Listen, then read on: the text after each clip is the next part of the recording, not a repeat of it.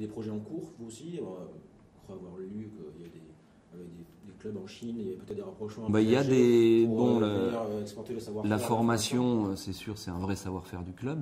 Donc on parle de Lyon, et à juste titre, parce que Lyon est vraiment dans l'excellence, mais nous aussi. Alors on a tendance à occulter parce que justement on compare toujours à Lyon, mais il ne faut pas oublier que Lyon c'est les numéros 1 en Europe. Donc nous on est très bons aussi dans la formation et c'est effectivement aujourd'hui crucial de développer ce savoir-faire. Donc voilà, c'est un savoir-faire qui est reconnu. En Chine, effectivement, il y a des projets aujourd'hui de développer énormément la formation, puisque le gouvernement chinois a un peu sifflé la fin de la récréation sur ce qui est d'aller acheter des clubs à l'étranger ou acheter des stars à prix d'or qui, au bout de 2 mois, ont le mal du pays, critiquent dans le meilleur des cas les terrains, dans le pire des cas le mode de vie en Chine. Donc on peut comprendre que ça les agace un petit peu. Donc voilà, donc aujourd'hui la législation a changé en Chine puisqu'il n'y aura pas plus de 3 étrangers l'année prochaine dans les clubs chinois. Il y a une taxe sur les transferts qui a été instaurée qui fait que quand vous dépassez 6 millions d'euros d'indemnité de transfert, vous devez abonder au premier euro un fonds gouvernemental pour la formation. Donc si vous payez un joueur 6 millions, vous en donnez 6 au gouvernement. Donc tout ça fait que l'économie du foot en Chine change et qu'aujourd'hui il y a une réorientation des fonds sur la formation. Donc dans ce cadre-là, effectivement, on a des clubs qui sont intéressés, et puis pas seulement nous, c'est un mouvement général qui se tourne vers les clubs européens, puisqu'effectivement les clubs chinois sont un peu en retard sur la formation. Donc il y a un projet à long terme du gouvernement chinois qui est d'organiser la Coupe du Monde 2030 et d'avoir une équipe compétitive pour jouer le titre.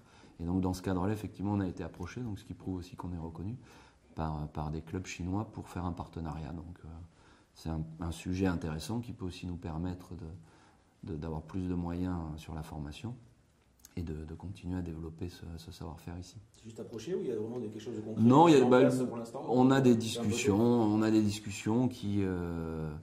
voilà, on a fait une proposition, on n'a pas de réponse à ce stade, mais je pense que d'ici la fin de l'année, on saura, en tout cas de la part du premier club qui nous a approchés, donc qui a évidemment un droit de préemption par rapport à un éventuel partenariat, on saura si oui ou non il s'engage avec nous. Si ce n'est pas le cas, il y a d'autres clubs qui peuvent être intéressés. Mais pour l'instant, on a des discussions bien engagées, un projet vraiment sur la table avec un club chinois. Voilà.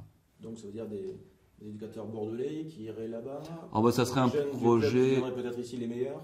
C'est ça, voilà. Donc c'est un projet qui irait dans les deux sens, effectivement. Donc de développement de savoir-faire des éducateurs sur place.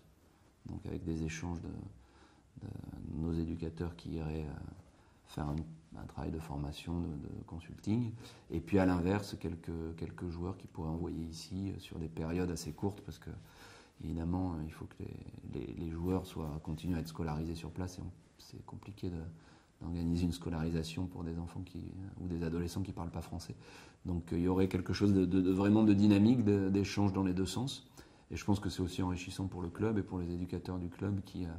le cas échéant, aurait la chance d'aller faire des séjours. Alors c'est pareil, ça serait des séjours assez courts, mais des séjours en Chine pour voir la manière de travailler qui est quand même assez impressionnante par certains aspects. Il y a un sérieux, une volonté qui sont assez impressionnantes. Tout ça dans des infrastructures qui sont évidemment en retard par rapport à ce qu'on a en Europe. Mais il y a à apprendre aussi, notamment en termes d'implication et de sérieux dans le travail. C'est quel club? Vous pouvez pas le dire là?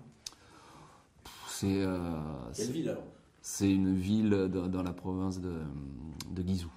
Donc en plus ça peut être intéressant, c'est une province qui ressemble un peu par certains aspects à l'Aquitaine. Ils ont des savoir-faire locaux dans le domaine des alcools notamment.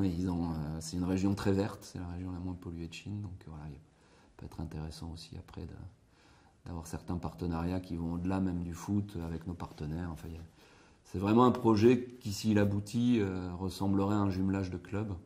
Donc ça peut être intéressant à plusieurs niveaux.